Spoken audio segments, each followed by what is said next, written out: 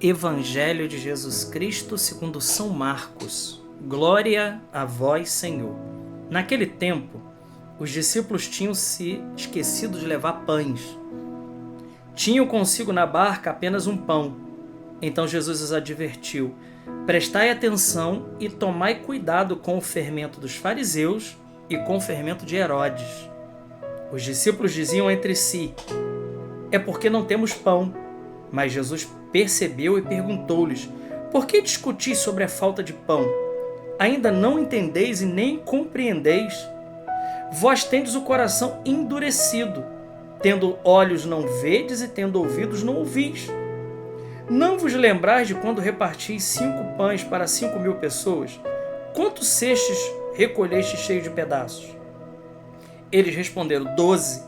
Jesus perguntou: e quando repartis 7 pães com 4.000 pessoas, quantos cestos vós recolheste cheio de pedaços? Eles responderam: 7. Jesus disse: e ainda não compreendeis? Palavra da salvação. Glória a vós, Senhor. Queridos irmãos, dia 13 de fevereiro da sexta semana comum, nós estamos ainda aqui no Evangelho de São Marcos e meditando profundamente a respeito da fé em Jesus. Hoje é um desdobramento daquilo que nós lemos ontem, daquele povo que pediu um sinal para Jesus. E Jesus disse que àquela geração não seria dado nenhum sinal. Só que agora são os discípulos. São os discípulos que estão com Jesus e estão preocupados com aquilo que eles não precisariam se preocupar. Eles estão preocupados com pães. Eles estão saindo numa missão com Jesus e estão lá, todos preocupados, porque só tinha um pão e eles não sabiam o que ia acontecer. Ora, Jesus, aproveitando a situação, Jesus fala para eles tomarem conta de 2 tipos de fermento. E eu gostaria muito de falar a respeito disso hoje nessa meditação. Jesus fala a respeito do fermento dos fariseus e do fermento de Herodes. Antes mesmo da gente continuar a falar desse endurecimento por parte do coração dos discípulos. Que, ora, se Jesus está com eles, era óbvio, Jesus vai lembrar o óbvio para eles. Olha, vocês não viram que eu multipliquei, eu fiz 2 multiplicações de pães. Na primeira tinha 5 pães, alimentou 5.000 pessoas, sem contar mulheres e crianças. Ainda sobrou 12 cestos. Depois eu fiz isso com 7 pães. Alimentamos 4.000 e sobrou ainda 7 cestos. E como vocês podem estar preocupados, vocês que estão comigo? Como é possível que vocês ainda estejam preocupados com essas meras questões, quando na realidade nós temos coisas mais importantes para se preocupar? É isso que Jesus, em outra realidade, está dizendo ali para os discípulos. Mas veja, e antes disso, antes de Jesus chegar direto a este ponto, Jesus então faz com os discípulos ali para que eles tenham prevenção contra 2 tipos de fermento. O fermento dos fariseus. Qual era o fermento dos fariseus? Bom, em primeiro lugar, acima de tudo, a hipocrisia, que vem de uma palavra grega chamada máscara. O hipócrita é aquele que é o mascarado. E é aquele que mostra ser uma coisa que não é. Então, os fariseus, por exemplo, eles viviam uma religião simplesmente de exterioridade, ao ponto que o profeta Isaías, no capítulo 29, chega a dizer: este povo me honra apenas com os lábios, mas na realidade o seu coração está longe de mim. O temor que eles têm a mim é cotidiano e rotineiro, ou seja, é uma religião de fachada. Eles mostravam uma santidade, uma piedade, mas Jesus certa vez disse que eles eram sepulcros caiados, bonito por fora e podres por dentro. A realidade é essa. Se trata exatamente disso mesmo. É disso que Jesus está falando. Então Jesus diz: tomai cuidado com o fermento dos fariseus. O fermento dos fariseus, que nós estamos meditando, é exatamente essa falta de autenticidade, falta de ser verdadeiros, falta de ser como Natanael, que Jesus disse lá: vem um israelita de verdade. alguém que não tem falsidade, alguém que mostra aquilo que ele realmente é. Aquilo que ele realmente é. E isso é um perigo para cada um de nós, porque veja, meus irmãos, pode ser que muitas das vezes nós estamos nos enganando, mostrando uma aparência nossa que não reflete a nossa realidade. Mas é importante dizer aqui que Deus ele não conhece pelas aparências, mas Deus ele conhece o profundo do nosso coração. Deus sonda o nosso coração. Ele nos conhece por dentro. Isso aqui é importante. Então, o fermento dos fariseus é esse. E qual é o fermento de Herodes? Ora, o fermento de Herodes, sem dúvida alguma, é uma vida de poder sem moral alguma. Isso aqui é o fermento de Herodes, que, por causa do poder, ele vivia uma vida, então, de qualquer jeito, né? Uma vida errada, uma vida errante, uma vida na promiscuidade, uma vida que não refletia, ou menos, né? Nem ética, nem moralmente, e nem nada. Nada. Esse é o fermento que Herodes ele suscita nos corações. E vejam, meus amigos, isso é importante para nós, porque esses tipos de fermento,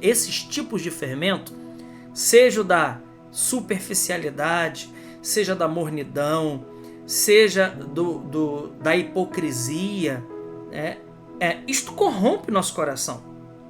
Isso aqui é importante. Isso corrompe, e isso mata o reinado de Deus dentro do nosso coração, porque a gente acaba não sendo pessoas autênticas. Essa é a realidade. Então, nós precisamos aqui ter bem isso em mente, né? Que nós não podemos ser contaminados por esse fermento. E que uma vida de fé verdadeira é uma vida que a fé ela corresponde ao nosso modo de vida. São Paulo diz isso, né? Que a fé, ela obra pela caridade. Então, aquele que diz ter fé em Deus, ele anda conforme a fé. Isso aqui é ponto importante. Por quê? Porque a gente ouve dizer muitas pessoas que têm fé em Deus. Não, eu tenho muita fé em Deus. Mas vive de qualquer maneira. Vive como se Deus não existisse. Ou seja, frequenta lugares que Deus não frequentaria e nem gostasse que a gente frequentasse. Tem um palavreado que é muito mais pagão do que cristão, né? Sai bebendo qualquer tipo de veneno, qualquer coisa, assiste qualquer coisa, escuta qualquer coisa. Então, assim, ele diz que tem fé, mas ele age como quem não tem fé. Veja, a fé, ela age pela caridade. Essa caridade é amor a Deus. Então, se a nossa fé nos leva ao amor a Deus, então supõe que nós precisamos cumprir os mandamentos. E como que eu sei isso? Ora, porque a palavra de Deus diz: aquele que me ama, guarda os meus mandamentos. Então, vamos aqui parar e refletir. Se a fé, ela age pela caridade, como nos diz São Paulo na Bíblia, e esse agir pela caridade, essa caridade, ela é amor sobrenatural a Deus. E Jesus diz que aquele que ama Ele é aquele que guarda os seus mandamentos. Então fica muito claro para cada um de nós que aquele que diz ter fé em Cristo, uma fé madura, autêntica, ele anda segundo os critérios da fé em Jesus. Não viver de qualquer maneira.